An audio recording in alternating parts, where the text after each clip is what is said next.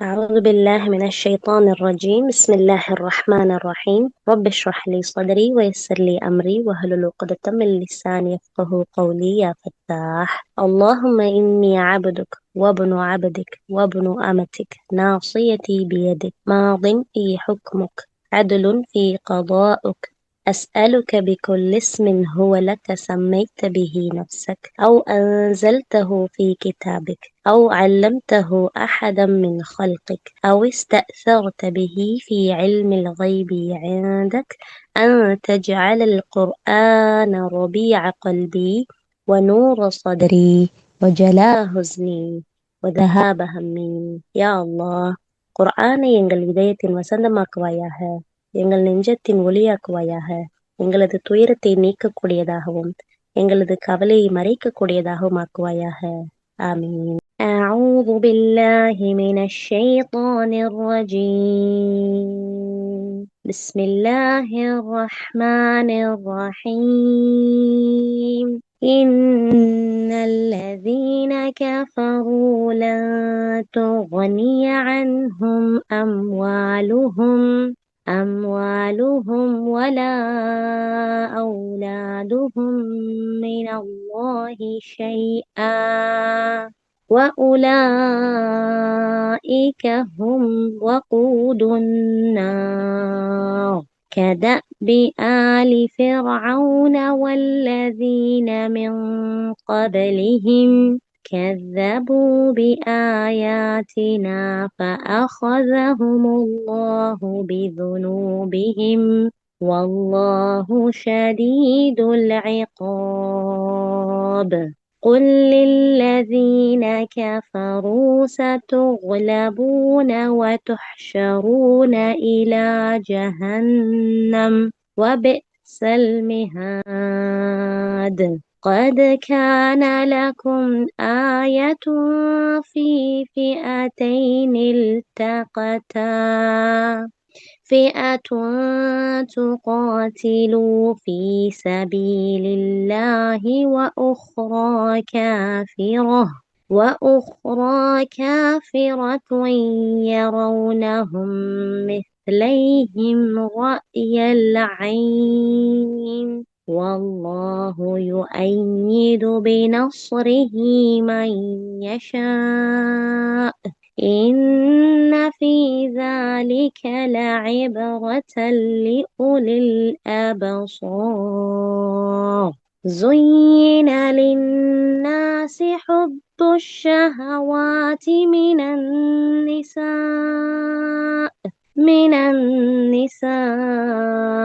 والبنين والقناطير المقنطرة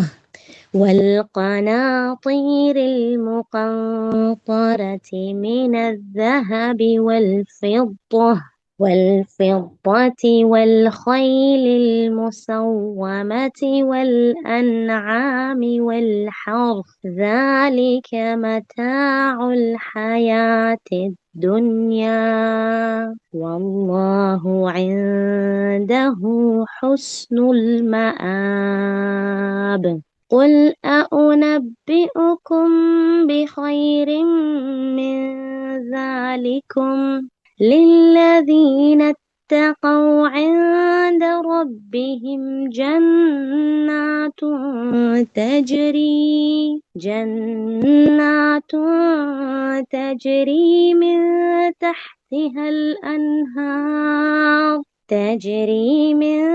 تحتها الأنهار خالدين فيها وأزواج مطهرة ورضوان من الله والله بصير بالعباد. صدق الله العظيم. أعوذ بالله من الشيطان الرجيم. بسم الله الرحمن الرحيم. الحمد لله الصلاة والسلام على رسول الله. اللهم إني أسألك بأن لك الحمد لا إله إلا أنت وحدك لا شريك لك المنان بديع السماوات والأرض யா தல் ஜலாலி வல் இக்ராம். யா ஹய்யு யா கய்யூம் இன்னி அஸ்அலுகல் ஜன்னah இன்னா அஸ்அலுகல் ஜன்னah அஊது பிக மினன் நார். அல்ஹம்துலில்லாஹ். அல்லாஹ் சுப்ஹானஹு வ தஆலா இந்த சூரா ஆல இம்ரானோட 10வது வசனத்துல இருந்து 15 வசனம் இப்ப நம்ம பார்த்திருக்கோம், ஓதி கேட்டிருக்கோம். அல்லாஹ்வுடைய மிகப்பெரிய கிருபையில நேத்து இந்த சூறாவை ஆரம்பிக்கையிலேயே அல்லாஹ் ஒருத்தன் தான், அவனுக்கு இணை இல்லை. அவன் எப்படிப்பட்ட சக்தி வாய்ந்தவன் தெரியுமா? பேர் அண்டத்தை படைச்சு பரிபாலிக்க கூடியவன், ஆக்கக்கூடிய அழிக்கக்கூடிய அத்தனை சக்தியும் உள்ளவன் அப்படிங்கிறத பார்த்தோம். அது மட்டுமா, அல்லாஹ் சுப்ஹானஹு வ தஆலா அவனுக்கு எதுவுமே மறைஞ்சது கிடையாது. அவன் உங்களுடைய தாயுடைய வகுத்துல உங்களை எப்படி எல்லாம் நான் படைச்சு ஸ்டெப் பை ஸ்டெப்பா கொண்டு வந்தேன் தெரியுமா? அதே மாதிரிதான் ஈசா அலைஹிஸ்ஸலாத்தையும் நான் படைச்சு கொண்டு வந்தேன். ஆனா அதுல மேற்பண்ணி என்னுடைய அருள், என்னுடைய ரஹமத், என்னுடைய மிகப்பெரிய படைப்பாற்றல் இருக்கிறத இந்த உலகத்துக்கு நான் காட்டினேன். அதனாலதான் இன்ஜில்ல அல்ல தௌராத்துல நான் இந்த ஃபுர்கான பத்தினிய செய்தியை அவங்களுக்கு முன்னறிவிப்பு செஞ்சிருந்தேன். அதை உண்மைப்படுத்தக்கூடியதா கடைசியா இந்த குர்ஆனையும் நான் கொடுத்திருக்கேன். யார் மறுக்கக்கூடியவர்களா இருக்கிறாங்களோ அவங்கதான் தர்க்கம் பண்ணக்கூடியவர்களா இருக்கிறாங்க. இந்த தெளிவான இந்த வசனத்தை இந்த குர்ஆன்ல நான் இறக்கி இருக்கேன். அது உங்களுக்கு அழகா வழி நடத்தக்கூடிய சட்டங்களை சொல்லக்கூடியதா இருக்கு. ஆனா சில வசனங்கள் நான் கொடுத்திருக்கேன், அது பல கருத்துக்களுக்கு இடம்பாடா உள்ள வசனம். அதுவும் உங்களுடைய நலனுக்காகத்தான், உங்களை பரிசோதனை செய்யறதுக்காகவும். யார் அதை அப்படியே நம்பி வாழக்கூடியவர்களா இருக்கிறாங்களோ அவங்க ஈடேற்றம் பெற்றவங்களா இருப்பாங்க. யாருடைய உள்ளத்துல நோய் இருக்கோ அவங்கதான் அதுல குழப்பங்கள் செய்வாங்க. ஈடேற்றத்தை வேண்டக்கூடிய, அல்லாஹ்வுடைய ரஹ்மத்தை நாடக்கூடிய மக்கள் எப்படியெல்லாம் துவா செய்வாங்க தெரியுமா அப்படின்னு சொல்லிட்டு, அல்லாஹ் எங்களை நேர்வழியில செலுத்தின பின்னாடி வழிகேற்றத விட்டுறாத யா அல்லாஹ் அப்படிங்கிற துவாவையும், அந்த துவாவுக்கு அல்லாஹ்வுடைய தூதர் ஸல்லல்லாஹு அலைஹி வஸல்லம் யா முகல்லிபல் குலூப் சப்பித் கல்பி அலா தீனிக்க, என் உள்ளத்தை புரட்டக்கூடியவனே எங்களுடைய உள்ளத்தை எல்லாம் தீனில் ஆக்கி வை யா அல்லாஹ்னு கேட்ட துவா வரைக்கும் பார்த்தோம் இல்லையா? இப்ப 10வது வசனத்தை இப்ப நம்ம பார்க்க போறோம். சூரா ஆல இம்ரான் 10வது வசனம். அல்லாஹ் சுப்ஹானஹு வ தஆலா இதுல சொல்றான், இன்னல்லதீன கஃபரு, இன்னல்லதீன ஆமனுனா என்ன? ஈமான் கொண்ட மக்களே அப்படின்னு சொல்லி கூப்பிட்டு சொல்றான். இப்ப இந்த இடத்துல என்ன சொல்றான்? இன்னல்லதீன கஃபரு, ஓ நிராகரிக்க கூடியவர்களே கூப்பிட்டு. அல்லாஹ் பாத்தீங்களா? அப்ப நாம எப்படி இருக்கணும்? இன்னல்லதீன ஆமனுவா இருக்கணும். அல்லாஹ்வை நம்பிக்கை கொண்டு அதன்படி செயலாற்றக்கூடியவர்களா இருக்கணும். நிராகரிக்கக்கூடிய மக்களா ஒரு நாள் இருக்கக்கூடாது. ஒரு விஷயத்தை ஏற்றுக்கிட்டு இன்னொரு விஷயத்தை நிராகரிக்கக்கூடியவர்களாவும் இருக்கக்கூடாது. அத்தனை விஷயங்களையும் அத்தனையும் நம்பிக்கை கொண்டு அதன்படி செயலாற்றக்கூடிய மக்களா யா அல்லாஹ் எங்கள் அனைவரையும் ஆக்கிவியா யா அல்லாஹ். யா அல்லாஹ் எங்களை இஸ்லாத்தில் படைத்தரப்பே, இஸ்லாமிய குடும்பத்தில் பிறக்க செய்தரப்பே, அந்த இஸ்லாத்தில் உறுதியோடு இருந்து செயல்படக்கூடியவர்களாகவும் எங்களை ஆக்கிவை யா அல்லாஹ். ஆமீன் யா ரப்பல் ஆலமீன். அல்லாஹ் சுப்ஹானஹு வ தஆலா இந்த இடத்துல நிச்சயமாக நிராகரிப்பு போக்கை மேற்கொண்டவர்களுக்கு அவர்களுடைய செல்வங்களும் அவர்களுடைய பிள்ளைகளும் அல்லாஹ்விடத்தில் சிறிதும் பலன் அளித்திட மாட்டார். சுப்ஹானல்லாஹ். யாரு நிராகரித்து வாழ்றாங்களோ அவங்களுடைய செல்வங்களும் பிள்ளைகளும் அல்லாஹ்விடத்துல எந்த ஒரு பலனையும் கொடுக்காது. அவர்கள் நரகின் எரிபொருள்களாய் இருப்பார்கள். அல்லாஹ் சுப்ஹானஹு வ தஆலா சொல்றான். சொல்லிட்டு அடுத்த வசனத்துல எப்படிப்பட்டவர்களாய் இருப்பாங்க தெரியுமா? பாருங்க, உங்களுக்கு முன்னாடி வாழ்ந்த சமுதாயத்தை நான் சொல்லி காட்டுறேன். நம்ம எப்படி ஒரு ரோல் மாடல் சொல்லி காட்டுவோம். ஏன் அங்க போக வேணாம்னு சொல்றேன் தெரியுமா? இதனாலதான். ஏன் இதை செய்யக்கூடாதுன்னு சொல்றேன் தெரியுமா? இதனாலதான். இப்படி நம்ம ஒவ்வொன்றுக்கும் ஒரு உதாரணம் சொல்லி சொல்லுவோம் இல்லையா? அது மாதிரி அல்லாஹ் சுப்ஹானஹு வ தஆலா சொல்றான். இங்க பாருங்க, நரகத்தோட எரிபொருளா யார் இருப்பாங்க தெரியுமா? 11வது வசனம். ஃபிரௌன் அவனை சார்ந்தவர்களுக்கு, அவர்களுக்கு முன் இறைவன் அடிபணியாமல் வாழ்ந்தவர்களுக்கும் நேர்ந்த கதையை போலதான் இவர்களுக்கும் நேரும். அவர்கள் நம்முடைய வசனங்களை பொய்யென்று கூறினார்கள். ஆகவே அவர்களுடைய பாவங்களின் காரணத்தால் அல்லாஹ் அவர்களை பிடித்து கொண்டான். உண்மையில் அல்லாஹ் சுப்ஹானஹு வ தஆலா இருக்கிறான் பாத்தீங்களா, கடுமையா தண்டிக்கக்கூடியவனா இருக்கான். எவ்வளவு அற்புதமா அல்லாஹ் தஆலா சொல்றான் பாத்தீங்களா? அப்போ இந்த வசனத்துக்கு நமக்கு இமாம் இப்னு கஸீர் ரஹ்மத்துல்லாஹி விளக்கம் சொல்லையில சொல்றாங்க, இந்த முந்திய வசனங்கள்லாம் இருக்கு பாத்தீங்களா, அதையெல்லாம் சொல்லிட்டு இங்க முந்திய வசனங்கள் அல்லாஹ் ஒருத்தன் தான் அப்படின்னு சொன்னான்ல, அப்படிப்பட்ட அந்த ஒருத்தனை மறுத்தவர்களை பற்றி இந்த வசனம் எல்லாம் சொல்லி காட்டுது. அல்லாஹ் சுப்ஹானஹு வ தஆலா வேறொரு வசனத்துல சொல்றான், அநீதி இழைத்தோருக்கு அவர்கள் சாக்கு போக்கு அந்த நாள்ல பயன் தராது, அவர்களுக்கு சாபமே கிடைக்கும், அவர்களுக்கு மோசமான இருப்பிடமும் உண்டு. 40வது அத்தியாயத்துல 52வது வசனம். அப்ப பாருங்க அல்லாஹ் சுப்ஹானஹு வ தஆலா எவ்வளவு அற்புதமா சொல்லி காட்டுறான்னு சொல்லி. யார் ஒருத்தன் அல்லாஹ்வை மறுத்து வாழ்ந்தாங்களோ அவங்களுக்கு எந்த ஒண்ணுமே பலனை கொடுக்காது. அவங்களுக்கு அல்லாஹ்வுடைய சாபம் தான் இருக்கு. அது மட்டும் இல்ல, மோசமான இருப்பிடமும் இருக்குங்கிறத அல்லாஹ் தஆலா சொல்றான். அடுத்து அந்த மறுமை நாள்ல அந்த அல்லாஹ்வை மறுத்தவங்க நரகத்தின் எரிபொருளா இருப்பாங்க. இந்த உலகத்துல வழங்கப்பட்ட எல்லா பொருட்களும், செல்வங்களும், மக்களும் அவங்களுக்கு அல்லாஹ் இடத்துல எந்த பயனையுமே கொடுக்காது. அல்லாஹ்வுடைய தண்டனையில இருந்து அப்படி வேதனையில இருந்து அவங்கள காப்பாற்றாதுங்கிற ஒரு விஷயத்த அல்லாஹ் சுப்ஹானஹு வ தஆலா 10வது வசனத்துல சொல்லிட்டு அல்லாஹ் சொல்றான், நபியே அவரது பொருட்செல்வங்களும் மக்கள் செல்வங்களும் உங்களை வியப்புல ஆச்சரியத்துல ஆழ்த்திட வேண்டாம். ஏண்டா அவற்றின் மூலம் இந்த உலக வாழ்க்கையில அவர்கள் சோதிக்கணும்னு இறைவனை நாடி இருக்கான். அந்த இறைவனை மறுக்கக்கூடிய நிலையிலே அவங்க உயிர் பிரியணும் அப்படிங்கறதா அல்லாஹுடைய நாட்டமா இருக்கு. அதனால நபியே, நீங்க அவங்களுடைய மக்கள் செல்வத்தையும் பொருள் செல்வத்தையும் பார்த்து ஆச்சரியப்படாதீங்க. அப்ப நாம அவங்கள சும்மா அநியாயம் செஞ்சிடல, அவங்கள சும்மா நரகத்துக்கு கொண்டு போகல. அவங்களுக்கு இறை தூதரை அனுப்பணும், இறை வேதத்தை கொடுத்தோம், அவங்களுக்கு திருந்தக்கூடிய போதுமான அவகாசத்தை கொடுத்தோம். அவங்க மறுத்த போது நம்ம என்ன செஞ்சோம், அந்த எதுவுமே அவங்களுக்கு உதவாம நம்ம ஆக்குறோம் அப்படின்றத அல்லாஹ் சுப்ஹானஹு வ தஆலா சொல்றான். வேறொரு இடத்துலயும் அல்லாஹ் தஆலா சொல்றான், அல்லாஹ்வை மறுப்போர் பல ஊர்களில் சொகுசா சுற்றி திரியிறது நபியே உங்களை ஆச்சரியத்துல ஆழ்த்திர வேண்டாம். அந்த அவங்க வசதியா சொகுசா பல சொகுசு கார்கள்ல, உல்லாசமான மாளிகைகள்ல, பலவிதமான இன்பங்களோட வாழ்றாங்க பாத்தீங்களா? அது உங்களுக்கு ஏமாற்றத்துல ஆழ்த்திட வேண்டாம். அந்த சுகம், அந்த இன்பம் அற்பமான வசதிகள் தான். பிறகு அவங்களுடைய தங்குமிடம் இருக்குல்ல, அவங்களுடைய புகலிடம் இருக்குல்ல, அது நரகமா இருக்கு. அது மிகவும் கெட்டது. இதே 3வது அத்தியாயத்துல 196வது வசனம் 97வது வசனத்திலையும் அல்லாஹ் சுப்ஹானஹு வ தஆலா சொல்றான். அப்போ அல்லாஹ் ஏகன், அல்லாஹ் ஒருத்தன், அவனை மட்டும்தான் நம்ம வணங்கணும். அவனுக்கு இணை ஏதும் வைக்க கூடாது.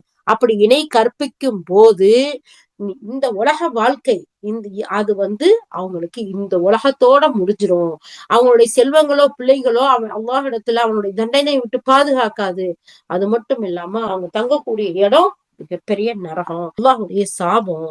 அந்த நரகத்தின் எரிபொருளா அவங்க ஆவாங்க அப்படிங்கறத சொல்லிட்டு இன்னொரு வசனத்திலையும் அல்லாஹ் தஆலா சொல்றான், நீங்களும் அல்லாஹ்வை விடுத்து நீங்கள் வழிபடுவைகளும் நரகத்தின் எரிபொருள்கள் ஆவீர்கள். அப்ப இன்னைக்கு அல்லாஹ்வை நிராகரிச்சுட்டு வேற வேறையத்தானே நீங்க வழிபடுறீங்க. சிலைகளை வழிபடுறீங்க, மரத்தை வழிபடுறீங்க, பாம்பை வழிபடுறீங்க, மற்ற பொருள்களை வழிபடுறீங்க. முஸ்லிம்களா இருந்து இஸ்லாத்துல பிறந்துகிட்டு அந்த இஸ்லாத்தை விளங்காம மவுத்தாகி கபூர்ல அடங்குனவங்கள வழிபடுறீங்க இல்லையா? பலருக்கும் பல மாதிரி. அப்போ நீங்க எதையெல்லாம் வழிபட்டு வந்தீங்களோ அதுவும் மறுமையில அல்லாஹ்வுடைய தண்டனையில இருந்து பாதுகாக்காதவங்கள நீங்க நரகத்தின் எரிபொருளா ஆவீங்கன்னு 21வது அத்தியாயத்துல 98வது வசனத்துல அல்லாஹ் தஆலா சொல்றான். இந்த நரகத்தின் பொருளாவதிலிருந்து எங்களை பாதுகாத்தல்லையா அல்லாஹ், ஆமீன். தொடர்ந்து எத்தனை வசனங்கள் பாத்தீங்களா? அல்லாஹ்வை நிராகரித்து வாழக்கூடியவர்களுக்கு அல்லாஹ்வுடைய சாபம், நரகத்தின் வேதனை. இந்த இடத்துல நபி ஸல்லல்லாஹு அலைஹி வஸல்லம் பெரிய தந்தை இப்னு அப்பாஸ் ரலியல்லாஹுடைய மனைவி, அதாவது உம்முல் ஃபதுல் ரலியல்லாஹு அன்ஹு சொல்றாங்க, ஒரு நாள் ராத்திரி அல்லாஹ்வுடைய தூதர் ஸல்லல்லாஹு அலைஹி வஸல்லம் மக்கால நின்று மக்களை நோக்கி கூப்பிடுறாங்க. கூப்பிட்டு சொல்றாங்க, நான் இறைவனுடைய செய்தியை உங்களுக்கு சேர்த்து விட்டேனா? உங்களுக்கு இறைவனுடைய செய்தியை சேர்த்து விட்டேனா? உங்களுக்கு நான் இறைவனுடைய செய்தியை சேர்த்து விட்டேனான்னு 3 தடவை திரும்ப திரும்ப கூப்பிட்டு சொல்றாங்க.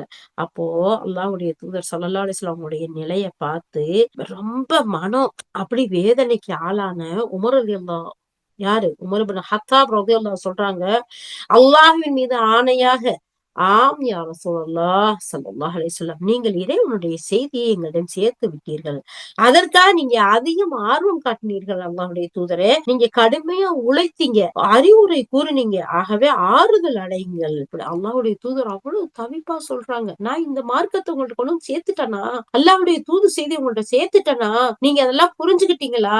அப்படின்னு சொல்லிட்டு அவ்வளவு அத புரியல, அத விளங்கல, அதன்படி அமல் செய்யலன்னா அவனுக்கு மாறு செஞ்சா எவ்வளவு பெரிய தண்டனை. அல்லாஹ் அல்லாஹ் சொல்றானே, இரக்கமே உள்ள ரஹ்மத்துல் லில் ஆலமீன் நம்முடைய தூதர் இப்ப கேக்குறாங்க, நான் உங்களுக்கு இந்த தூதெல்லாம் கொண்டு வந்து சேர்த்துட்டேனா அப்படின்னு சொல்லிட்டு. அத பார்த்துட்டு உமர் பொறுக்க முடியல. அல்லாஹ்வுடைய தூதரே, நீங்க கொண்டு வந்து சேர்த்துட்டீங்க, அதுக்காக பாடுபட்டீங்க, அதுக்காக ஆர்வம் காட்டுனீங்க, அதுக்காக உழைச்சீங்க, நீங்க அறிவுரை சொன்னீங்க, அதனால நீங்க ஆறுதல் அடையுங்க அல்லாஹ்வுடைய தூதரே. சுப்ஹானல்லாஹ்.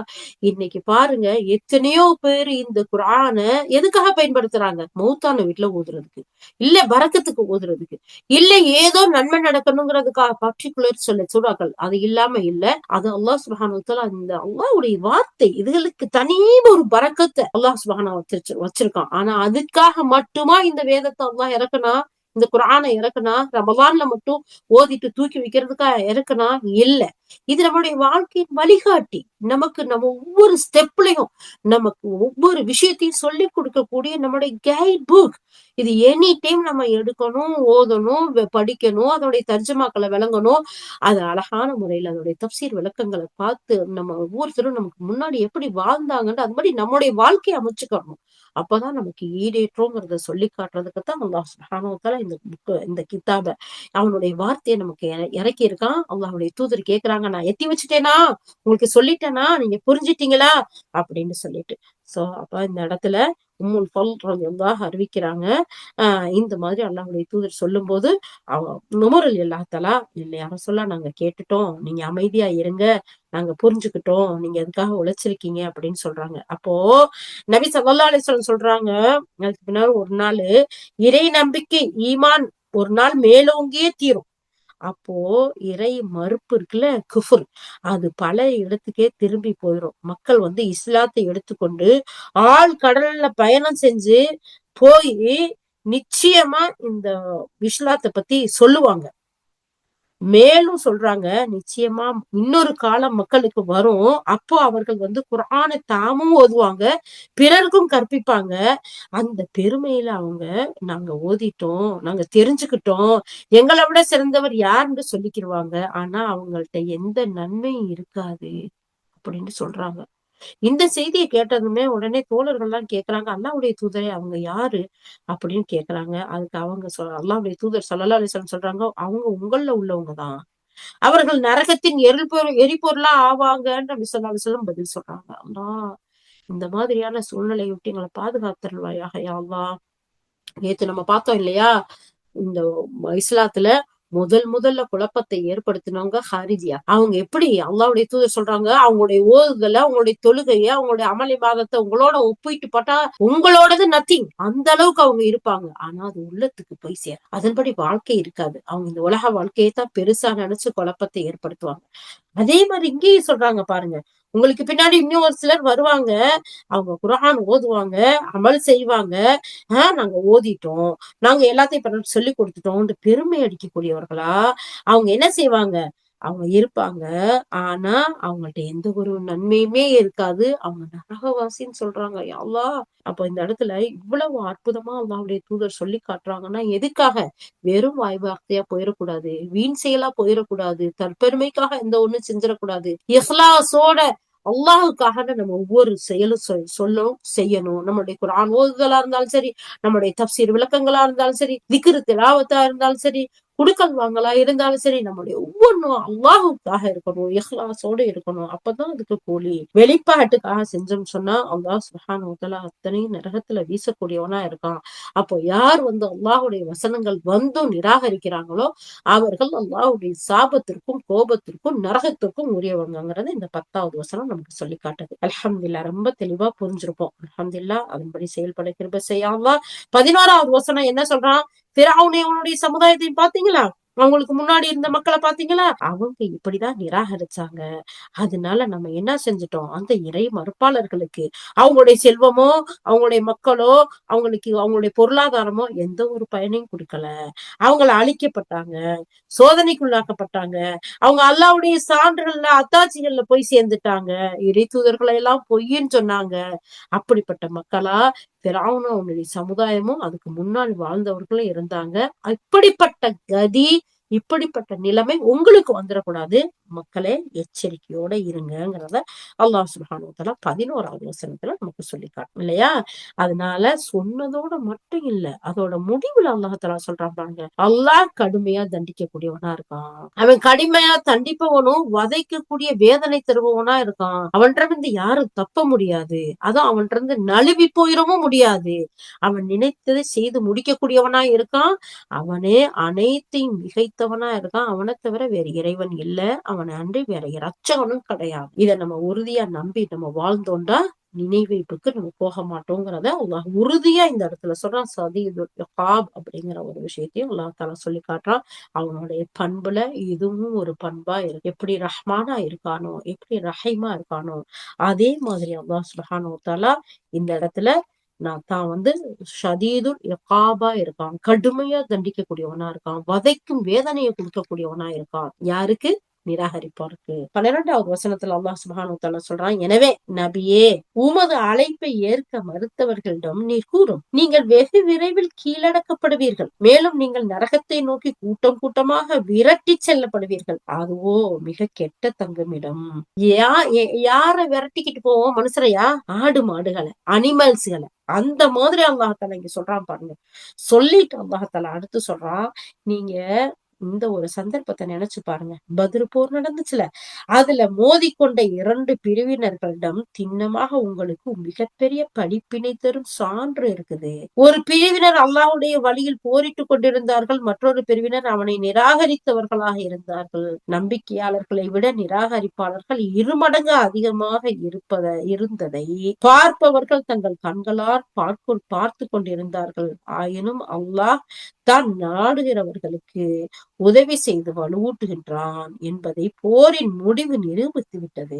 திண்ணமாக உறுதியாக அகப்பார்வை உடையவர்களுக்கு இதில் மாபெரும் படிப்பினை புரிஞ்சிருக்குன்னு அல்லாஹ் சுப்ஹானஹு வ தஆலா சொல்றான். இந்த இடத்துல அல்லாஹ் 12வது வசனத்துல என்ன இப்படி சொல்லி காட்டுறான்னு பார்த்தா, இந்த உலகத்துல நீங்க விரைவில் தோல்வி அடைவீங்க. யாரு? நிராகரிக்கக்கூடிய மக்கள். மறுமை நாள்ல நீங்கள் ஒன்று திட்டப்பட்டு நரகத்துக்கு கொண்டு செல்லப்படுவீங்க. அந்த இடம் ரொம்ப கெட்டது. அதனால முஹம்மதே ஸல்லல்லாஹு அலைஹி வஸல்லம், நீங்க இந்த இறைமறுப்பாளர்கள்ட்ட சொல்லுங்க, அல்லாஹ் இப்படி சொல்றான்னு சொல்லிட்டு அல்லாஹ் சொல்றான். அது மட்டும் இல்ல, யூதர்கள் நபி ஸல்லல்லாஹு அலைஹி வஸல்லம் அவங்களுக்கு யூதர்களுக்கு அழைப்பு கொடுக்குறாங்க. எப்படி அப்படின்னு சொல்லி பாத்தீங்கன்னா, இந்த பத்ர் போர் நடந்து முடிஞ்சதுக்கு பின்னாடி அதனுடைய வெற்றியோட வர்றாங்க மதீனாவுக்கு. வந்ததுக்கு பின்னாடி அங்க வாழக்கூடிய பனு கைனுகா அப்படிங்கிற அந்த ஒரு கூட்டம் இருக்கு. அவங்கள எல்லாரையும் கடை தெருவுல அல்லாஹ்வுடைய தூதர் ஸல்லல்லாஹு அலைஹி வஸல்லம் ஒன்று கூட்டி, யூதர்களே, குறைஷர்களுக்கு அல்லாஹ் கொடுத்த தோல்வியை அவன் உங்களுக்கு குடுக்கறதுக்கு முன்னாடியே நீங்க இஸ்லாத்தை ஏற்றுக்கொள்ளுங்க. நான் அதனுடைய தூதரா இருக்கேன், நம்புங்கன்னு அல்லாஹ்வுடைய தூதர் ஸல்லல்லாஹு அலைஹி வஸல்லம் சொல்லி காட்டுறாங்க. அதுக்கு அந்த யூதர்கள் என்ன சொன்னாங்க தெரியுமா? முஹம்மதே ஸல்லல்லாஹு அலைஹி வஸல்லம், குறைஷியர்கள் சிலரை நீங்க ஜெயிச்சுட்டு வந்துட்டோம் அப்படிங்கிறதுக்காக எங்களை அந்த மாதிரி நீங்க நினைச்சிட வேணாம். எங்களை நீங்க வெற்றிக்கு வாகை சூட முடியாது. ஏன் தெரியுமா? நீங்க அப்படி நினைச்சீங்கன்னா உங்களை நீங்களே ஏமாத்திக்கிட்டீங்கன்னு அர்த்தம். அந்த குறைஷியர்களுக்கு போர் அனுபவம் கிடையாது. அவங்க அறிவிலிகளா இருக்கிறாங்க.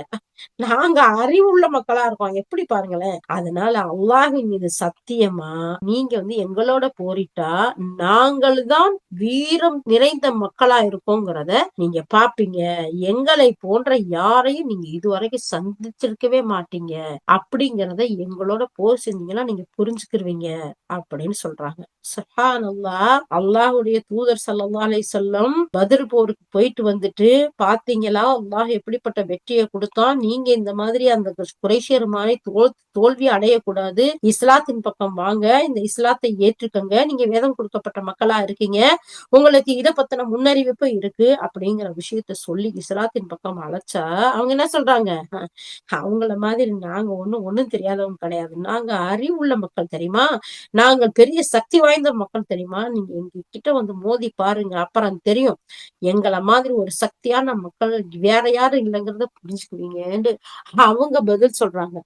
அவர்களுக்கு பதில் சொல்லும் விதமா தான் அல்லாஹ் சுப்ஹானஹு வ தஆலா இந்த 12வது வசனத்தையும் 13வது வசனத்தையும் அல்லாஹ் இறக்கி சொல்லி காட்டுறான், நபியே அந்த மக்கள்கிட்ட சொல்லுங்க, அவங்க விரைவில் தோற்கடிக்கப்படுவாங்க, நரகத்துல ஒன்று சேர்க்கப்படுவாங்கன்னு சொல்லி சொல்லுங்க. அது தங்கும் இடத்துல ரொம்ப கெட்டது. பதிரு போற பாத்தீங்களா, நீங்களும் அவங்களும் பாத்துக்கிட்டு இருக்க நேரத்துல உங்களுக்கு அவர்களுடைய எண்ணிக்கை பெருசா இருந்துச்சு, உங்களை பத்தி அவங்களுடைய உள்ளத்துல உங்களுடைய எண்ணிக்கை பெருசா இருந்துச்சு. அல்லாஹ் தான் அப்படி காமிச்சான். அல்லாஹ் எப்படி தன்னை நம்பக்கூடியவர்களுக்கு மலக்குகளை இறக்கி உதவிகள் செஞ்சான், அதே மாதிரி அல்லாஹ் சுப்ஹானஹு வ தஆலா முஸ்லிம்களோட தன்னை நம்பக்கூடியவர்களோட என்றைக்குமே இருந்து உதவி செய்வான். ஆனால் நிராகரிக்கக்கூடியவர்கள் சீக்கிரம் வீழ்ந்துருவாங்க, தோல்வி அடைவாங்க. இப்படிங்கிறத அல்லாஹ் சுப்ஹானஹு வ தஆலா சொல்றான். அது மட்டும் இல்ல, இந்த இடத்துல இப்னு மஸ்ஊத் ரலியல்லாஹு சொல்றாங்க, இந்த 13வது வசனம் அந்த பத்ர் போர் நடந்த நேரத்துல இறக்கப்பட்டது. அப்போ நாங்கள் இணை வைப்பாளர்களை பார்த்தோம், அவங்க எங்களை விட பல மடங்கு கூடுதலா இருந்தாங்க. அதுக்கு பின்னாடி இன்னொரு நிலை எங்களுக்கு வந்துச்சு, அப்ப பாக்குறோம் ரொம்ப கம்மியா இருக்கிற மாதிரி தெரியுது.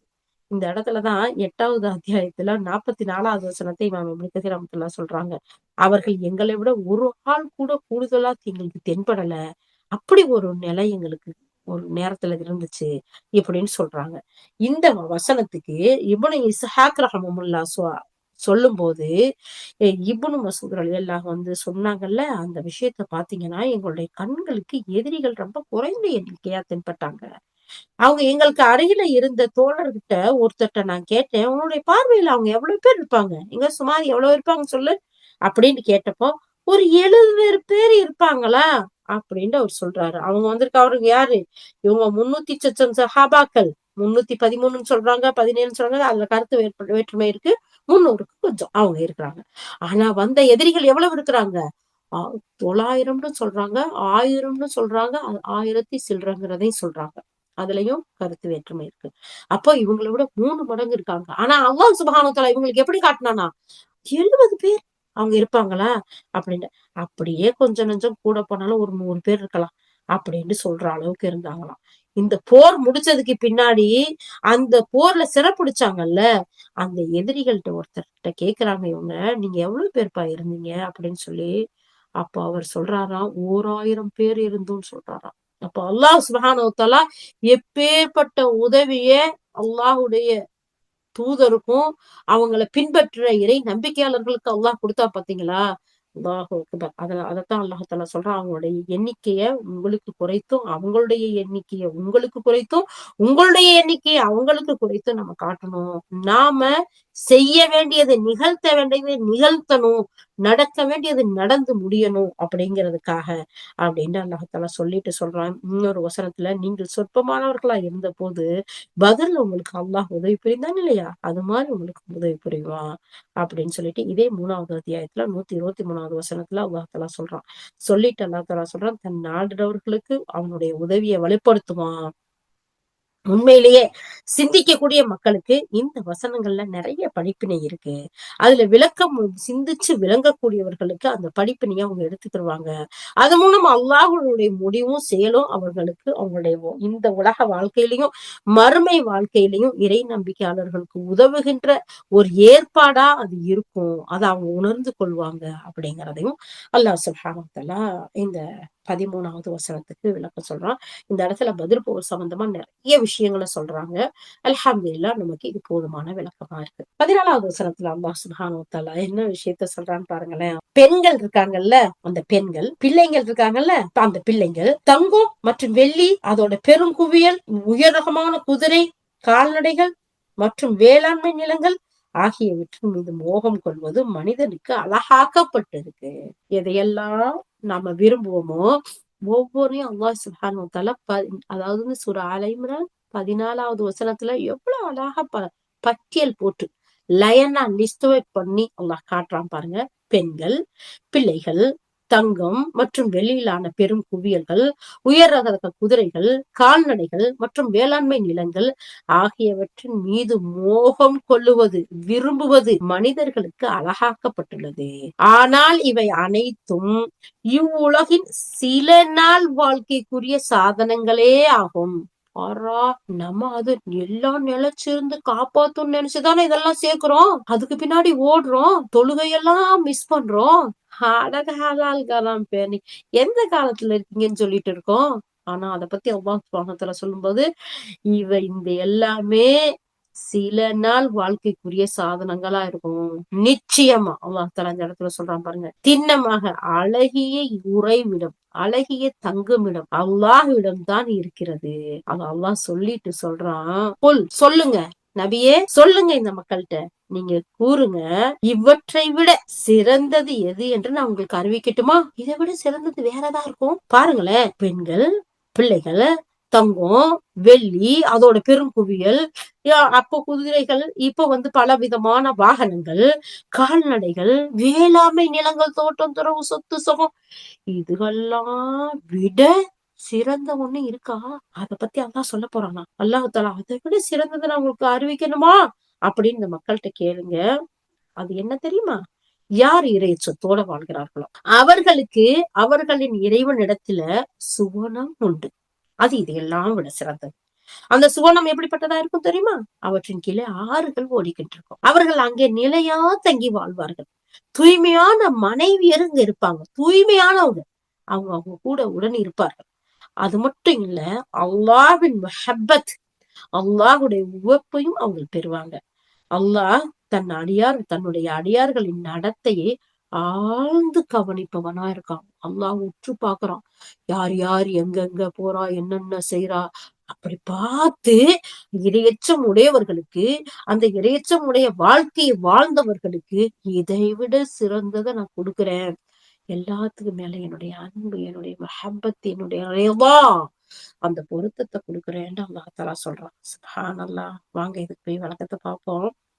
இங்க அல்லாஹ் தஆலா முந்தைய வாழ்க்கையில உலக வாழ்க்கை மனிதர்களுக்கு கவர்ச்சியாக்கப்பட்டிருக்கு.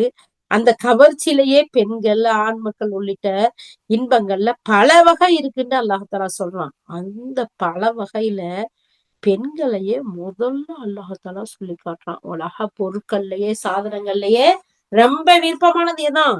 பெண்களா. ஏன்டா, அவங்களால ஏற்படுற குழப்பம் இருக்குல்ல, அது கடுமையானதுங்கிறது தான் இதுக்கு காரணம்னு தப்சீர் ஆசிரியர் சொல்றார். சுப்ஹானல்லாஹ். இந்த இடத்துல சொல்லி காட்டுறாங்க, அந்த பெண் ஆசை இருக்குல்ல, அத பத்தி சொல்லும் போது அல்லாஹ்வுடைய தூதர் ஸல்லல்லாஹு அலைஹி வஸல்லம் சொல்றாங்க, ஆண்களுக்கு பெண்களை விட அதிகமான இடரளிக்கக்கூடிய வேறு எந்த சோதனையும் எனக்கு பின்னாலே நான் விட்டு செல்லல. இப்ப மிகப்பெரிய சோதனையாவும் அவங்கதான் இருக்கிறாங்க ஆண்களுக்கு, அப்படிங்கிறதையும் அல்லாஹ்வுடைய தூதர் எச்சரிக்கை செஞ்சுட்டு போயிருக்காங்க.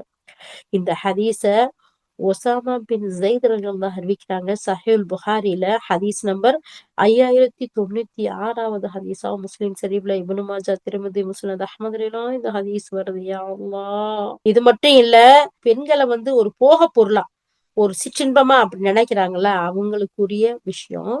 ஆனா உண்மையிலேயே அந்த பெண்கள் மூலம் ஆண்கள் தன்னுடைய கற்பொழுக்கத்தை பாதுகாக்கணும்னு நினைக்கிறாங்க. தன்னுடைய மக்கள் செல்வத்தை அடையணும்னு நினைக்கிறாங்க. இது நோக்கமா இருந்தா அது பாராட்டப்படக்கூடிய விஷயம், நல்ல விஷயம். அவங்க அந்த திருமணத்தின் மூலம் அவங்களுடைய ஒழுக்கத்தை பாதுகாத்துக்கிறாங்க. அவங்களுக்கு தேவையான பிள்ளைகளை பெற்றுக் கொள்றாங்க. இது அல்லாஹ்வுடைய தூதர் ஸல்லல்லாஹு அலைஹி வஸல்லம் அவர்களுடைய வழிமுறையா இருக்குங்கிறதையும் இந்த இடத்துல சொல்றாங்க. அப்போ இப்படிப்பட்ட நோக்கத்திற்காக பெண்களை திருமணம் முடிக்கிறது ஒண்ணு, மேலதிகமா முடிக்கிறத அல்லாஹ் தஆலா அனுமதி ஆக்கியிருக்கான்.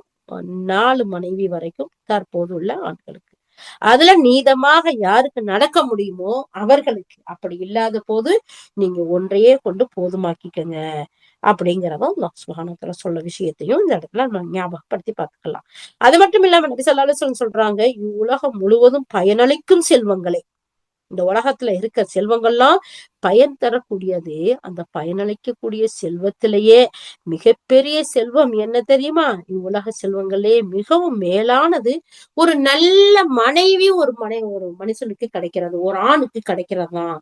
உலகத்து செல்வங்களை எல்லாம் விட சிறந்த செல்வம் நல்ல மனைவி. இன்னொரு ஹதீஸ்ல அல்லாஹ்வுடைய தூதர் ஸல்லல்லாஹு அலைஹி வஸல்லம் சொல்றாங்க, கணவன் அந்த மனைவியை பார்த்தால் அவனுக்கு பரவசம் ஊட்டக்கூடியவளாக அவள் இருப்பாள். கணவன் கட்டளையிட்டால் அவனுக்கு கட்டுப்படுவாள். அவளை விட்டு கணவன் மறைவாக வெளியூர்ல இருந்தால் தனது கற்பையும் தனது சொத்தையும் பேணி பாதுகாப்பாள். இவளே நல்ல பெண்மணி என்று நபி ஸல்லல்லாஹு அலைஹி வஸல்லம் சொன்னாங்க. இந்த செய்தி அபூ உமாமா ரலியல்லாஹு அறிவிக்கிறாங்க. இப்னு மாஜால வருது. அல்லாஹ்வுடைய தூதர் ஸல்லல்லாஹு அலைஹி வஸல்லம் என்ன சொல்லியிருக்காங்க, ஒரு கணவன் தன்னுடைய மனைவியை பார்த்தா அழுக்கு படிஞ்சு போய் பழைய நைட்டில கழுவாத எண்ணெய் ஒடிஞ்ச மூஞ்சியோட நிக்க கூடாது. சரியா? அவங்களுக்கு பார்த்தா பரவசம் ஊட்டணும். அப்படி பார்த்தா கண் குளிர்ச்சியா இருக்கணும். அந்த பக்கம் இந்த பக்கம் திரும்பி பாக்குற மாதிரி இருக்கக்கூடாது. அவங்க அவங்களுடைய எல்லா தேவைகளையும் ஆசைகளையும் அவங்களுடைய இச்சைகளையும் அவங்களுடைய திருப்தியையும் பெறக்கூடிய வகையில இருக்கணுங்கிறத சொல்லாம எவ்வளவு அற்புதமா பரவசம் ஊட்டக்கூடியவளா இருப்பா. அது மட்டும் இல்ல, அவனுக்கு கட்டுப்படுவா. மறைவா இருக்கையில தன்னுடைய கற்பையும் பேணி பாதுகாத்து அவனுடைய சொத்தையும் அவனுடைய வாரிசுகளையும் பேணி பாதுகாப்பா. இவதான் நல்ல மனைவி. அப்ப முதல்ல என்ன சொன்னாங்க, உலகத்திலேயே சிறந்த செல்வத்திலேயே நல்ல மனைவி அமையறதுதான் சிறந்த செல்வம். அந்த சிறந்த செல்வமா எங்கள் அனைவரையும் ஆக்கி வை அல்லாஹ். ஆமீன். இன்னொரு ஹதீஸ்ல அல்லாஹ்வுடைய தூதர் ஸல்லல்லாஹு அலைஹி வஸல்லம் சொல்றாங்க, பெண்களும் நறுமணமும் எனக்கு ரொம்ப விருப்பமா ஆக்கப்பட்டிருக்கு. எனக்கு அது ரொம்ப பிடிக்கும். ஆனா என்னுடைய கண் குளிர்ச்சி எதுல இருக்கு தெரியுமா? தொழுகையில ஆக்கப்பட்டிருக்கு அப்படின்னு அல்லாஹ்வுடைய தூதர் சொல்றாங்க. அப்போ நம்ம என்னைக்குமே என்ன செய்யணும், எல்லாம் இருக்கதான் செய்யுது, ஆசைகள் இருக்கதான் செய்யுது. ஆனா எல்லாத்திற்கும் மிகைக்க கூடியதா இது இருக்கக்கூடாது. பெண்ணாசையோ பொருளாசையோ போயிடக்கூடாது. இறை நினைவு. அந்த சுப்ஹானல்லாஹ் எவ்வளவு அழகா சொல்லி காட்டுறாங்க. என்னுடைய கண் குளிர்ச்சி, எனக்கு கண்ணுடைய மலர்ச்சி, கல்புக்கு மலர்ச்சி எதுல இருக்கு? தொழுகையிலங்கிறாங்க. அப்ப அந்த இபாதத்தை இறைவனுக்கு அடிபணிகிறத விட்டும் இதெல்லாம் நம்ம திசை திருப்பிடக்கூடாதுங்கிற விஷயமும் இந்த இடத்துல சொல்லப்படும். அது மட்டும் இல்லாம 2வது அல்லாஹ் தஆலா சொல்றான், குழந்தைகளுடைய ஆசை. ஆண் மக்களை நிறைய பெத்துக்கறணும்னு சொல்லிட்டு ரொம்ப ஆசைப்படுங்களாம். அதுவும் தேவையானதுதான்.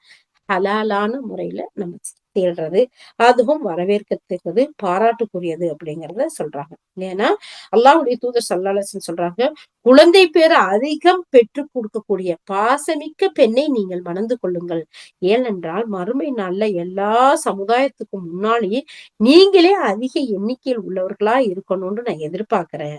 அதனால நீங்க என்ன செய்யுங்க, நல்ல நிறைய பிள்ளைங்களை பெத்து தரக்கூடிய பெண்களா, அப்படிப்பட்ட வாரிசுகளா, அப்படிப்பட்ட குடும்பங்களா பார்த்து திருமணம் முடிச்சுக்கோங்க. அது வரவேற்கக்கூடிய விஷயமா இருக்கு. சுப்ஹானல்லாஹ். 2 போதும், 1 போதும். இன்னும் என்னென்னமோ சொல்லிட்டு இருக்கிறாங்க. ஆனா அல்லாஹ்வுடைய ரசூல் எப்படி சொல்லியிருக்காங்க பாத்தீங்களா?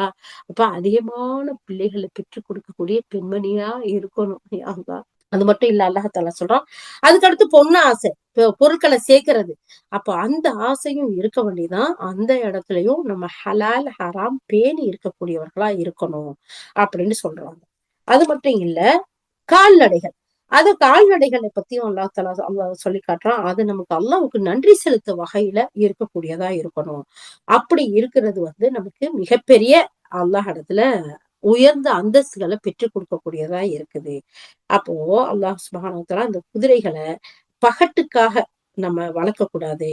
பெருமைக்காக நம்ம வாங்கி சேர்க்க கூடாது. இந்த இடத்துல சொல்லும் போது சொல்றாங்க, சில வேளை பகட்டுக்காகவும் முஸ்லிம்களை எதிர்பார்ப்பதற்காகவும் யார் அந்த குதிரைகளை கட்டி வைத்து பராமரிக்கிறார்களோ அவர்களுக்கு அந்த குதிரை ஒரு பாவச்சுமையாக அமைஞ்சிரும். யார் அந்த குதிரைய அது மேல ஆசை வச்சு அல்லாஹ்வுக்காக அல்லாஹ்வுடைய பாதையில போரிடணும்னு சொல்லி அதை தயார்படுத்தி கட்டி வச்சு பராமரித்து வளர்க்குறாங்களோ, அது அவர் சென்று அந்த போர்ல கலந்து கொண்டா அவருக்கு அது உரிய பிரதிபலனை அல்லாஹ் தஆலா கொடுக்கக்கூடியவனா இருக்கான். அதே நேரத்துல சில வேளைகள்ல சிலர் சுயமரியாதைக்கா அதன் மூலம் அது குட்டிய போட்டு அதை வளர்த்து அதை அழகான முறையில வித்து அதன் மூலம் பொருளீட்டுறாங்க பாத்தீங்களா? அதுக்காக அவங்க வளர்க்கும் போது அதனுடைய பிடரியை அவங்க தடவி கொடுக்கறது அது அவங்களுடைய கடமையா இருக்கு. அவங்க அல்லாஹ்வுக்கு நன்றி உள்ளவர்களா இருக்கும்போது அது பொருளாதார பாதுகாப்பா அது அமையுது. சோ அல்லாஹ் சுப்ஹானஹு வ தஆலா அல்லாஹ்வுடைய தூதர் ஒவ்வொரு விஷயத்தையும் நமக்கு அழகான முறையில யார் யார் எதுக்கெல்லாம் அதை பயன்படுத்துறாங்களோ அதனுடைய பலனை அடைஞ்சுக்கிடுவாங்க அப்படிங்கிறத அல்லாஹ் சுப்ஹானஹு வ தஆலா இந்த இடத்துல சொல்லி காட்டுறான். அல்லாஹ்வுடைய தூதர் நமக்கு அது அழகான முறையில சொல்றாங்க. அதே மாதிரி கால்நடைகளை நீங்க விரும்புறீங்க. அந்த கால்நடைகள்லயும் உங்களுக்கு கண் குளிர்ச்சி இருக்கு. அந்த கால்நடைகள்ல ஆடு, மாடு, ஒட்டகம் இது எல்லாம் சேர்ந்ததா இருக்கு.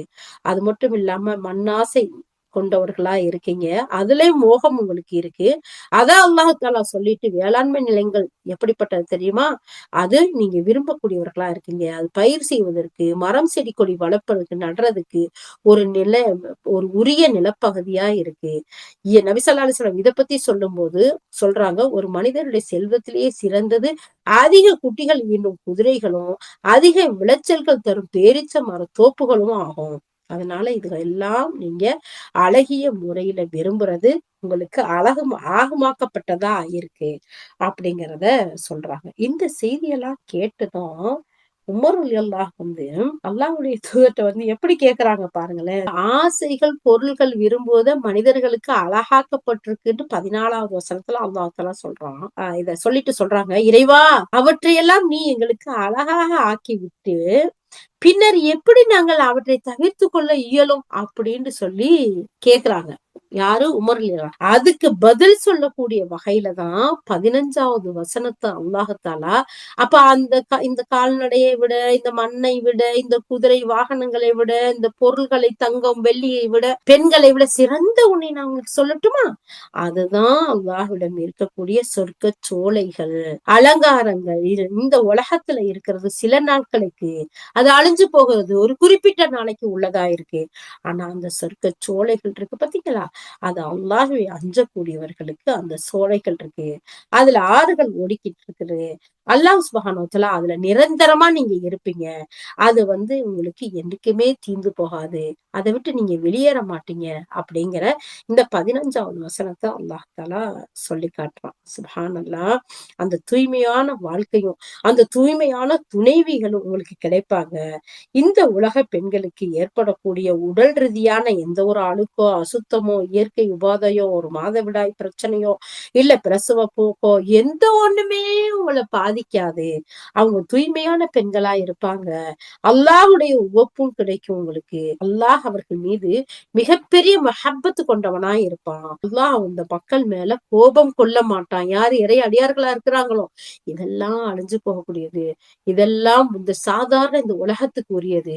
அதுக்காக அனுபவிக்கிறதோ, அதை சேர்க்கிறதோ தப்புன்னு சொல்லல. ஆனா இதை விட சிறந்தது அல்லாஹ் வச்சிருக்கான். அதனால இதை நம்மளோட வச்சிருக்க கூடாது.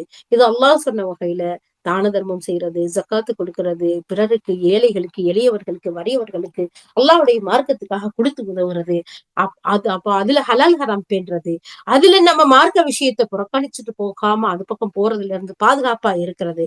இப்படி யார் இறைவனை அஞ்சி வாழ்றாங்களோ அவங்களுக்கு அல்லாஹ் சொர்க்க சோலையை கொடுக்குறான். அங்க தூய்மையான அழகான நீங்க விரும்பக்கூடிய பெண்களையும் கொடுக்குறான். நிரந்தரமான வாழ்க்கையும் கொடுக்குறான். ஆறுகள் ஓடக்கூடிய சொர்க்கத்தை கொடுக்குறான். எல்லாவற்றுக்கும் மேலாக அவனுடைய உவப்பை, அவனுடைய மஹப்பத்தை அல்லாஹ் சுப்ஹானஹு வ தஆலா கொடுக்குறான். இதையே இன்னொரு வசனத்துல அல்லாஹ் தஆலா சொல்றான், அல்லாஹ்வின் உவப்பே, அவனுடைய மஹப்பத்தே மிகப்பெரியது. 9வது அத்தியாயம் 72வது வசனத்துல.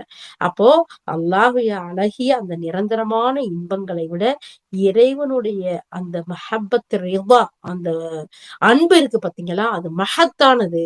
அல்லாஹ் அடியார்களை அல்லாஹ் தஆலா இதெல்லாம் சொல்லிட்டு அல்லாஹ் தஆலா சொல்றான், இங்க பாருங்க, இதெல்லாம் நான் உங்களுக்கு கொடுக்கணும்னா அவ்வளவு ஈஸி இல்ல. உங்களை நான் உத்து பாக்குறேன். நீங்க யார் யார் என்னென்ன செய்றீங்கன்னு கடைசியில சொல்றான் பாருங்க. அடியார்கள் அனைவரையும் பார்த்து கொண்டிருக்கிறான். அவர்கள் அனைவரும் அவரவரது தகுதிக்கு ஏற்ப அவனுடைய அருட்கொடைகள் அல்லாஹ் வழங்குவான். அதுக்காக உத்து பார்த்து கணக்கெடுத்துக்கிட்டு வர்றான். யார் யாருக்கு எவ்வளவுலாம் கொடுக்கலாம், என்னென்ன தகுதிகள் பெற்றிருக்கிறாங்கன்னு சொல்லிட்டு. அப்போ இந்த உலகத்துல இருக்கக்கூடிய செல்வங்களை விட சிறந்த செல்வம், மிகப்பெரிய அழகான நிரந்தரமான ஒண்ணு வேணுமா? அல்லாஹ் தஆலா சொல்றான், நபியே இந்த மக்கள்கிட்ட சொல்லுங்க. அதனாலதான் அல்லாஹ் சுப்ஹானஹு வ தஆலா இந்த வசனத்துல சொல்லி காட்டுறான், குல், நபியே நீங்க சொல்லுங்க. அதை விட சிறந்ததை நான் உங்களுக்கு அறிவிச்சு கொடுக்கட்டுமா? அதுதான் அல்லாஹ்விடத்துல இருக்கக்கூடிய நிரந்தரமான சொர்க்கம்.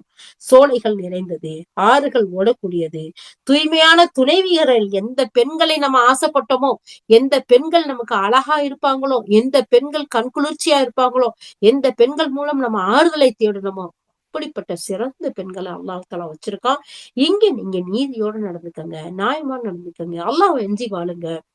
அல்லாஹ்வுக்கு பொருத்தமான வாழ்க்கைய, நேர்த்தியான வாழ்க்கையை நீங்க தேர்ந்தெடுத்து வாழும்போது, அவனுக்கு அடிபணிந்து வாழும்போது உங்களுக்கு மிகப்பெரிய சொர்க்க சோலைகளை வச்சிருக்கேன்னு அல்லாஹ் தஆலா சொல்றான். எல்லாவற்றுக்கும் மேலாக அவனுடைய மஹப்பத், அவனுடைய ரிதா, அவனுடைய பொருத்தம், அவனுடைய அன்பு கிடைக்கும்னு சொல்றான். யா அல்லாஹ், இந்த செய்திகளை எல்லாம் பார்த்து உன்னை நிராகரிக்கக்கூடிய போக்கையெல்லாம் கைவிட்டு உனக்கு மாறு செய்யக்கூடிய நிலைகளிலிருந்தெல்லாம் எங்களை பாதுகாத்து, யா அல்லாஹ், நாங்கள் நல்லமல்கள் செய்யக்கூடியவர்களாக ஆக்கி, யா அல்லாஹ், யா அல்லாஹ், இந்த அழகிய செய்தியை எங்கள் குடும்பத்தாருக்கும், எங்கள் உற்றார் உறவினர்களுக்கும், எங்கள் நண்பர்களுக்கும், மற்ற மக்களுக்கும் எடுத்து சொல்லக்கூடியவர்களாக, யா அல்லாஹ், அதன்படி அழகான முறையில் வாழ்ந்து உன்னுடைய அந்த ரிவாவை அடையக்கூடியவர்களாக, நீ சொல்லக்கூடிய இந்த உலக செல்வங்களை எல்லாம் விட சிறந்த செல்வங்களான அந்த சுவனத்தை பெறக்கூடியவர்களாக, அந்த தூய்மையான துணையோடு நாங்கள் உல்லாசமாக வாழக்கூடிய பாக்கியவான்களாக எங்களையும், எங்கள் குடும்பத்தார்களையும், எங்களுடைய வாரிசுகளையும், எங்கள் உற்றார் உறவினர்களையும், எங்கள் நண்பர்களையும், எங்கள் ஒரு மக்களையும், யா அல்லாஹ், உலகத்தில் உண்டான மொமின்கள், முஸ்லிம்கள், யா அல்லாஹ், யாரெல்லாம் துஆ செய்ய சொன்னார்களோ, யா அல்லாஹ், யாரெல்லாம் இந்த மார்க்கத்துக்காக பாடுபடுகிறார்களோ, உன்னுடைய தீனுக்காக உழைக்கிறார்களோ, அனைவருக்கும் இப்படிப்பட்ட பாக்கியங்களை தந்தருள்வாயாக. وآخر دعوانا أن الحمد لله رب العالمين. سبحان الله بحمده، سبحانك اللهم وبحمدك، نشهد أن لا إله إلا أنت، نستغفرك ونتوب إليك. سبحان ربك رب العزة عما يصفون، والسلام على المرسلين، والحمد لله رب العالمين. السلام عليكم ورحمة الله وبركاته.